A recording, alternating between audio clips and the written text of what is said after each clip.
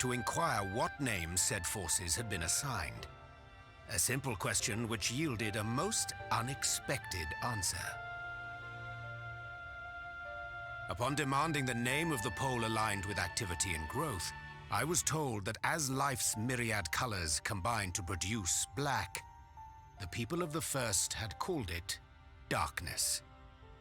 At this, did my mind begin to race. Yet 'twas only when I asked what name had been given to the pole aligned with passivity that mine eyes were opened to the truth.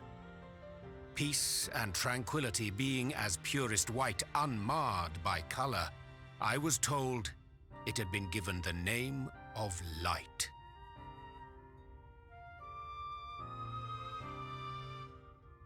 That's umbral light and astral darkness, yes? I'm no etherologist, but it strikes me that the nomenclature of the first is rooted in the generation of the two forces, while our own appears to focus on their effects. Which makes one wonder, have we had it backwards all this time?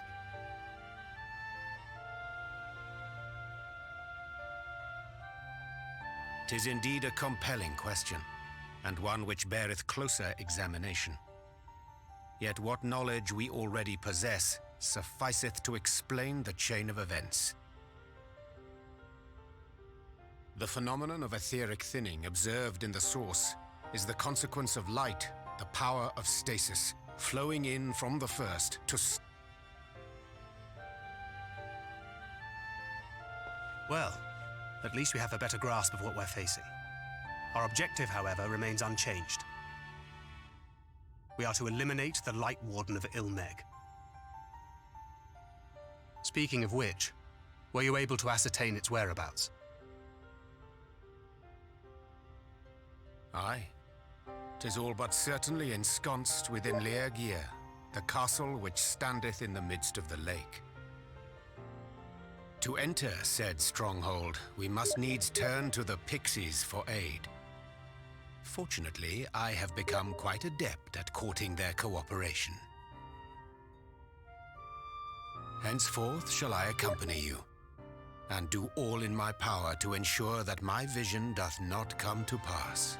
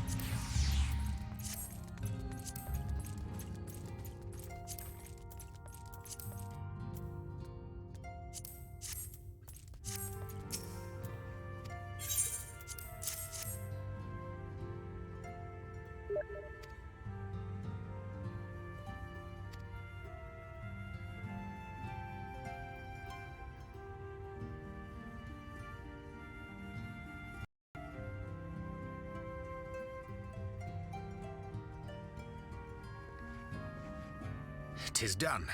The pixies shall be well pleased with these gifts. Ah, lest I forget.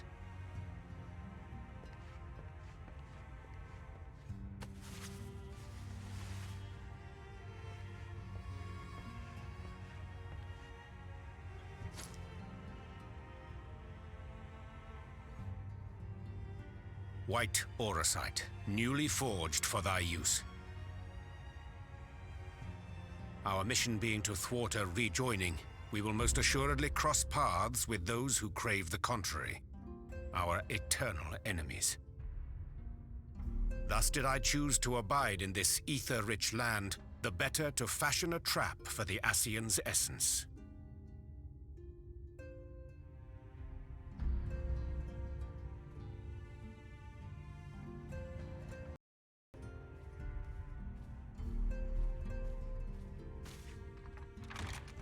May I come in now?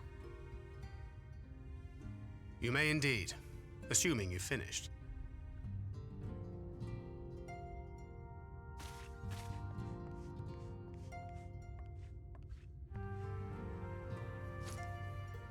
I did as you asked.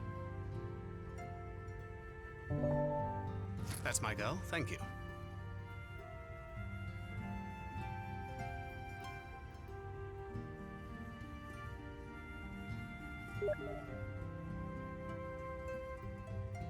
Lest I incur Thancred's ire.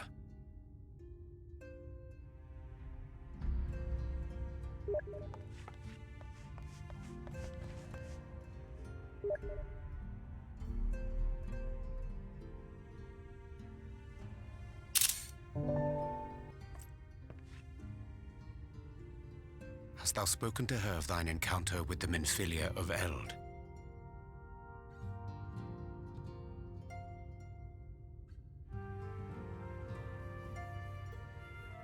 Well, I suppose now is as good a time as any. As you know, I freed young Minfilia from captivity in Yulmore some 3 years past.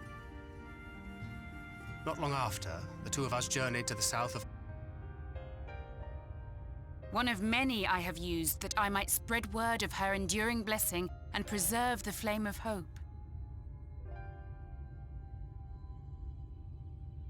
In my name, each has died, never having lived her own life. I have taken enough from these children. I will take no more. But what of your suffering? Your sacrifice? This isn't fair! I will not stand for it. I cannot! There must be something we can do. Tell me!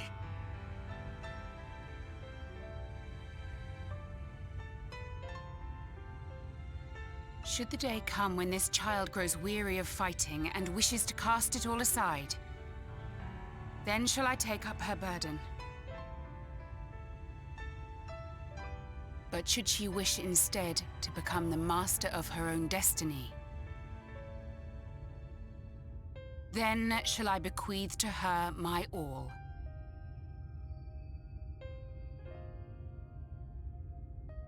Imbued with the strength that I reserve for rebirth, she may come to wield my powers as her own. And what of my wishes? What of Flamine's? What of all the people who love and care for you and want nothing more than to see you again?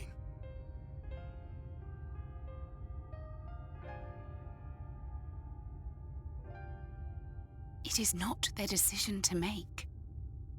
It is hers. Now I ask that you do the same for her. Protect her. Teach her. Stand by her as you stood by me. There is much and more she does not know. She needs a guide to show her the ways of the world, or she will never find her own path.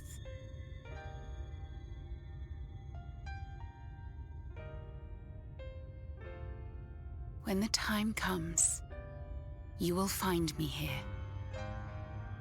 Until that day.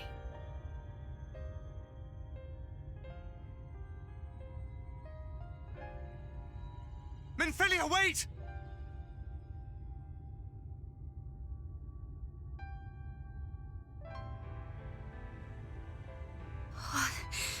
What happened?